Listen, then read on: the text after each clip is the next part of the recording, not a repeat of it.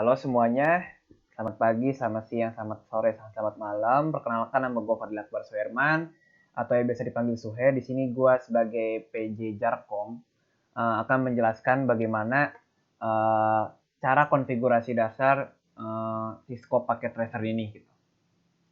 Nah sebelum menjelaskan bagaimana cara mengotak-atik dari Cisco Packet Tracer ini, kita harus mengetahui dulu kalau bahwasanya di bagian bawah sini tuh ada beberapa perangkat yang bisa kita gunakan sebagai bahan simulasi. Nah, sebenarnya sini ada banyak banget ya, ada router, ada switch, ada hub gitu kan, ada wireless device, ada security dan lain-lain. Dan kemudian juga di sini ada end device-nya, ada di home, gitu kan, ada juga di sini end device dan sebagainya. Pokoknya juga ada kabel juga. Tapi secara overall yang kita akan gunakan di sini ada router, switch, end device, dan ada perkabelan seperti ini. Oke, langsung mulai aja kali ya. Nah, di sini kita akan menggunakan sebagai latihan aja kita akan menggunakan router 1941 untuk jenis router lain yang sebagian ini sebenarnya hampir sama fungsinya, akan tapi ada beberapa konfigurasi atau beberapa tambahan yang tidak ada yang tidak ada di router 1941 gitu kan. Tapi harus ditambahkan modul-modulnya gitu kan. Dan ada beberapa modul-modul juga atau slot-slot juga yang tidak bisa ditambahkan di beberapa router yang lainnya gitu. Tapi untuk latihan sekarang dan untuk CS atau case study yang akan dipraktikumkan, kita akan menggunakan router 1941 ini. Seperti itu. Langsung aja kita udah routernya, kita masukin switch-nya. Nah, fungsi switch ini sebenarnya seperti apa ya, stop kontak lah, kayak terminal gitu. Jadi kita bisa milih mana yang akan jalur mana yang akan masuk, jalur mana yang akan keluar, jalur mana yang keterima, dan jalur mana yang akan menerima. Seperti itu. Udah ada router, ada switch, baru kita masukin end device-nya. Di sini end device ya kayak laptop, kayak kayak PC dan lain-lainnya gitu seperti itu. Tapi untuk latihan sekarang kita akan menggunakan PC aja.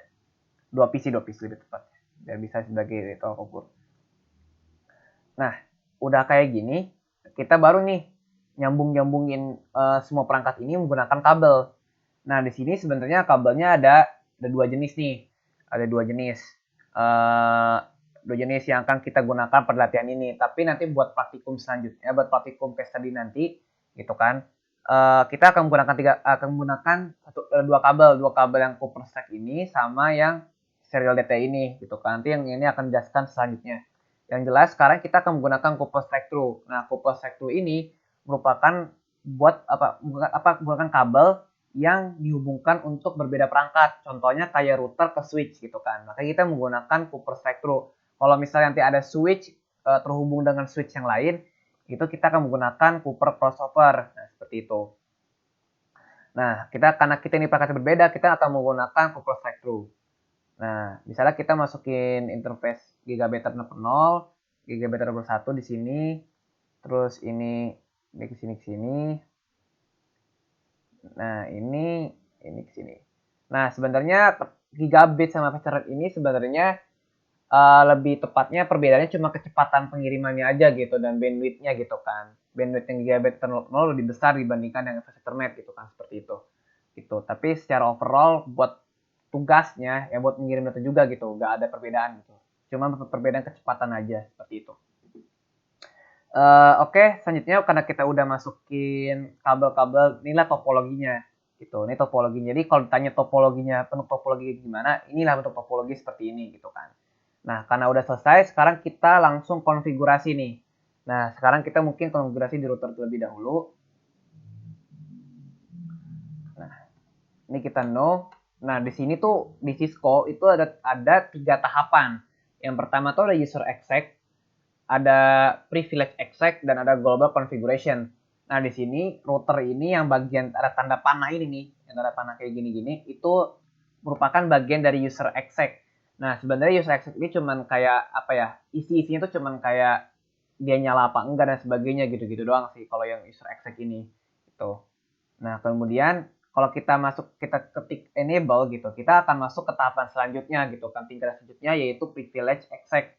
Nah, di sini itu tahapan-tahapan yang lebih tepatnya kayak buat penyimpanan ke NVRAM, buat penyimpanan ke RAM, dan buat penyimpanan itu juga buat melihat beberapa data-data yang telah kita konfigurasi seperti itu. Nah, ini ada di bagian privilege exec seperti itu.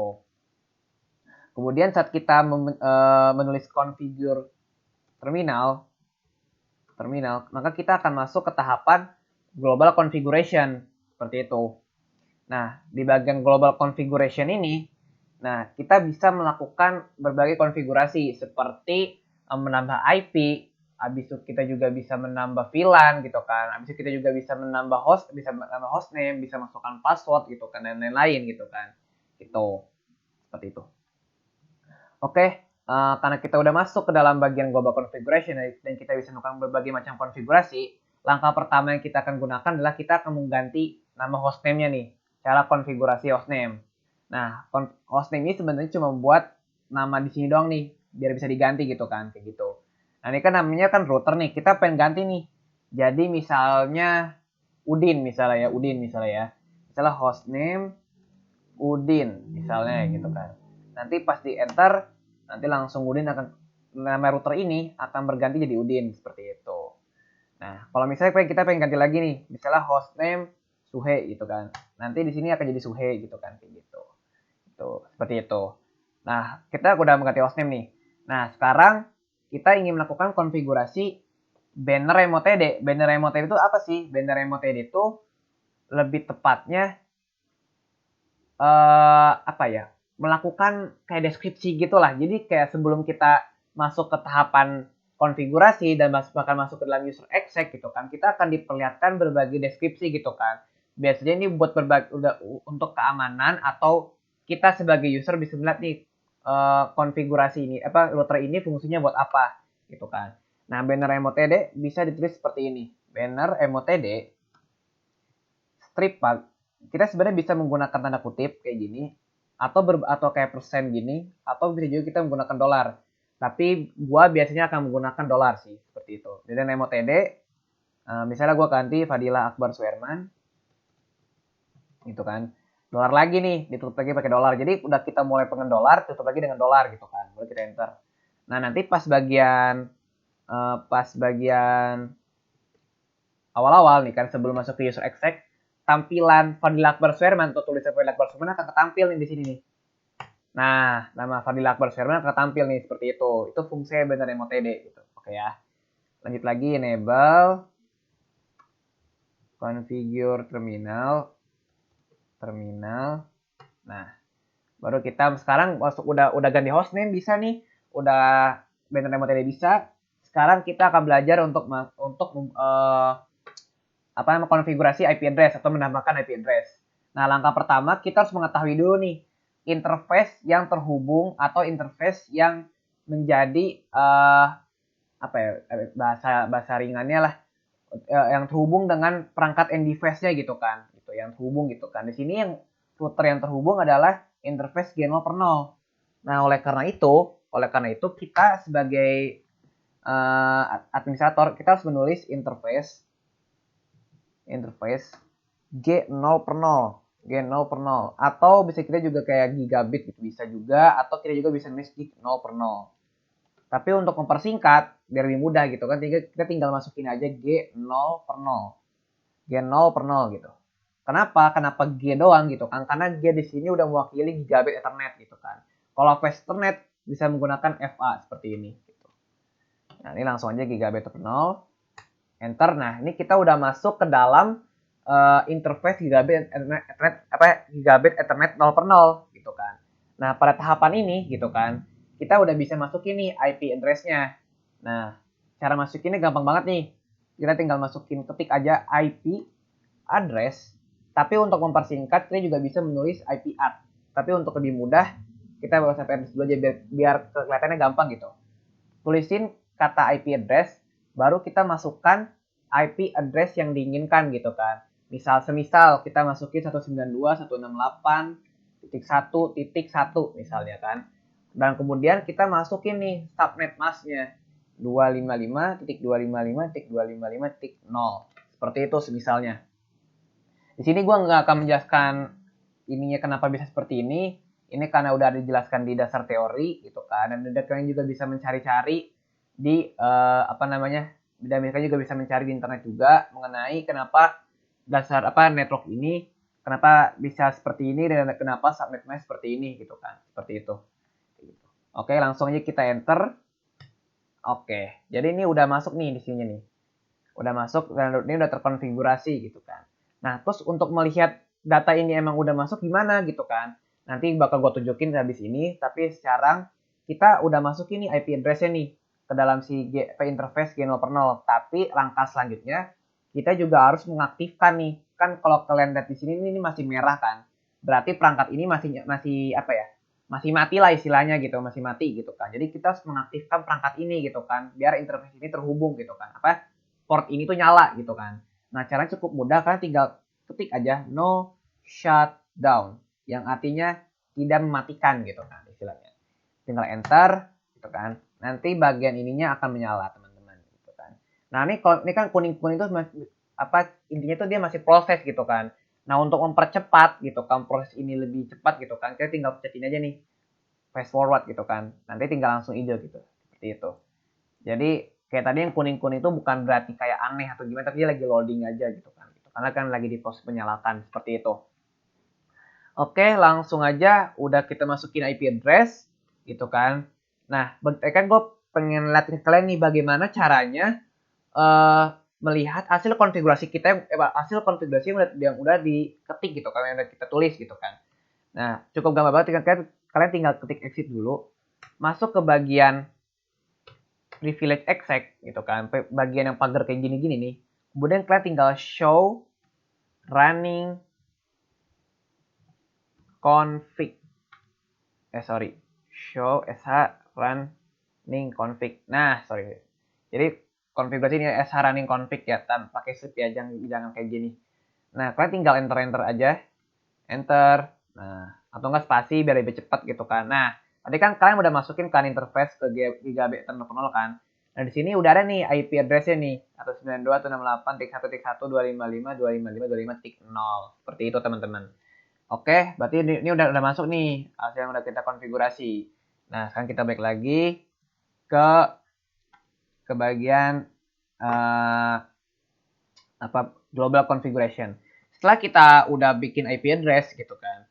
Nah, sekarang kita coba masukin passwordnya gitu kan, biar nanti router ini tuh aman gitu kan, aman dari hacker dan sebagainya gitu kan, yang bisa setidaknya kita udah ada backupan, kita udah dikasih keamanan gitu kan.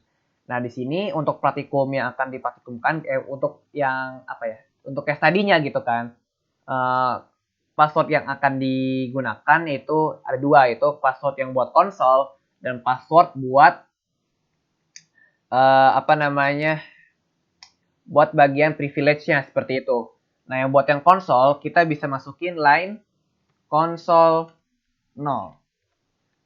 Nah, pertama kita masukin line konsol 0 ini, kita akan berikan password di konsolnya gitu kan, di perangkat routernya gitu. Tinggal masukin.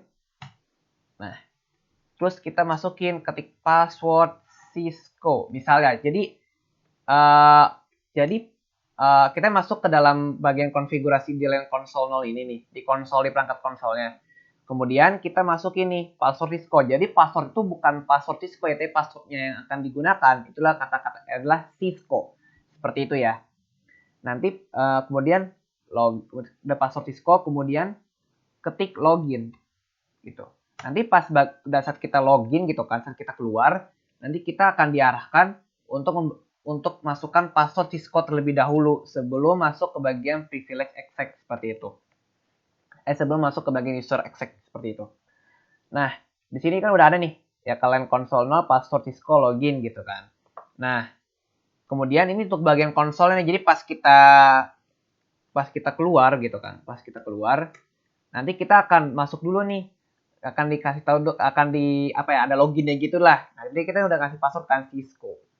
Nah, masuk kan. Nah, tinggal enable, configure terminal. Nah, udah nih bagian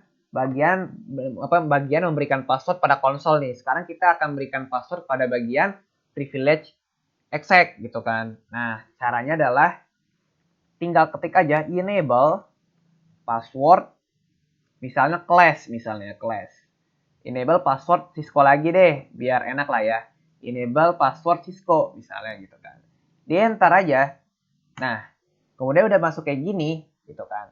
Sebenarnya uh, udah ada nih password-passwordnya gitu kan. Gitu. Udah ada nih password-passwordnya di bagian sini. Tinggal aja di bagian apa sih, exit dulu. Nah, ini kan Cisco kan. Sorry.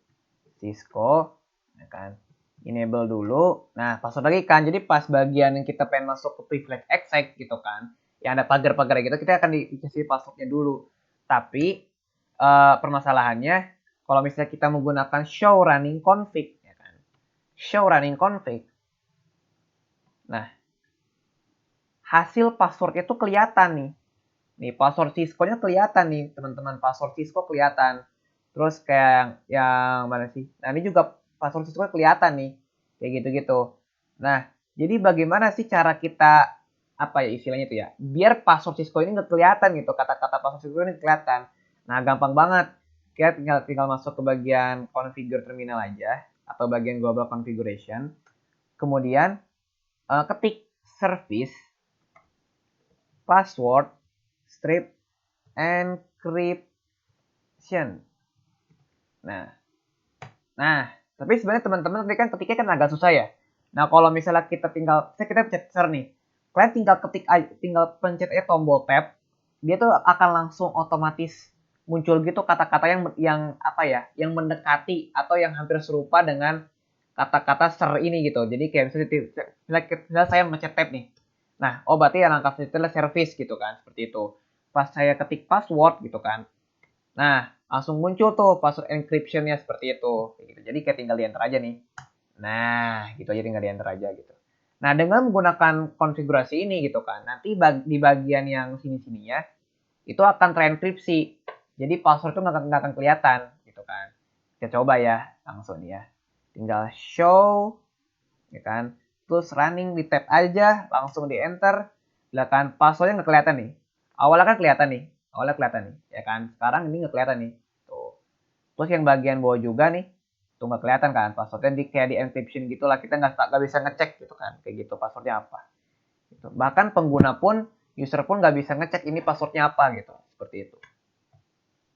Oke, bagian login selesai gitu kan, semoga kalian paham gitu kan. Nah, sekarang kita coba pengen hubungin atau pengen ngeping atau pengen berikan mengirimkan paket gitu kan. Tadi kan kita udah konfigurasi nih IP address seperti ini kan. Nah, sekarang kita akan masukkan alamat IP di host atau di PC-PC gitu kan. Kalian tinggal cukup klik desktop di sini, terus IP configuration, terus kalian pencet bagian yang static gitu kan. Terus tinggal masukin aja 192.168.1.2. Ingat kalau misalnya IP address itu unik, jadi nggak boleh dimiliki oleh beberapa orang gitu. Misalnya tadi router beberapa perangkat. Misalnya tadi kan router udah 192.168.1.1 kan. Nah, berarti di bagian PC nggak boleh tuh pakai titik satu lagi gitu kan. Tapi PC pun harus berada di ranah network yang sama gitu kan, di ranah network yang sama gitu, seperti itu, kayak gitulah pokoknya. Nah, tapi kan ini udah network yang sama nih, tinggal hostnya aja yang berbeda gitu kan. Mungkin kalau kalian udah belajar dasar teori tentang VLSM gitu kan, sudah mengerti harusnya kenapa ini bagian network yang mana, bagian yang VLSM, bagian host yang mana gitu kan. Yang jelas untuk sekarang yang bagian network tuh seperti ini, dan yang bagian network tuh yang bagian host tuh yang ini seperti itu. Tinggal masukin subnet masknya aja, tapi hebatnya Cisco, kalau misalnya kita klik ini, subnet masknya akan langsung keluar gitu kan, secara otomatis seperti itu. Nah, masukin default gateway-nya. Di sini default gateway-nya adalah miliknya si router, seperti itu. Jadi 168.1.1. Nah, ini PC 2 nih. Oke. Sekarang tinggal PC 3. Nah, sama lagi caranya. Nah, yang buat IP address-nya tadi sama lagi. Gak boleh yang sama gitu kan. Tapi harus yang berbeda. Berarti masukin 3 misalnya gitu kan. Nah, ini tinggal masukin yang IP address-nya milik si router. Nah, tinggal gini. Nanti, nah langsung nih. Nah, untuk sekarang gitu kan. Tahap untuk memberikan paket atau ping gitu bisa pakai dua cara.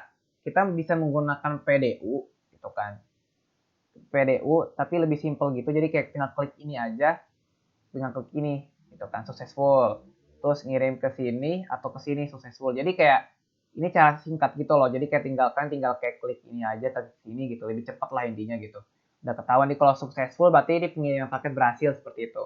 Atau enggak kalian bisa menggunakan cara yang kedua gitu. Atau menggunakan ping. Nah, kalau menggunakan ping kalian tinggal pencet PC-nya, masuk ke terminal, masuk ke command prompt. Nah, terus tinggal tulis saja ping, masukin IP address yang kalian pengen kirimkan paketnya. Contohnya ke PC3 ya, tadi kan 192.168.1.3 kan. Nah, tinggal di enter aja nih. Nah, kalau udah tulisan seperti ini nih, berarti paketnya udah berhasil terkirim seperti itu, atau udah berfungsi lah seperti itu, kayak gitu. Nah, contoh lagi ya, misalnya command prompt kita kirim ke router misalnya 192.168.1.1. Nah, udah bisa kan? Nah, berarti paket ini udah berhasil terkirim gitu teman-teman. Oke, mungkin videonya sampai segini aja untuk penjelasan bagaimana konfigurasi dasar tentang SQL Packet Tracer. Apabila ada perkataan yang salah dari gua, mohon dimaafkan gitu kan. Wassalamualaikum warahmatullahi wabarakatuh.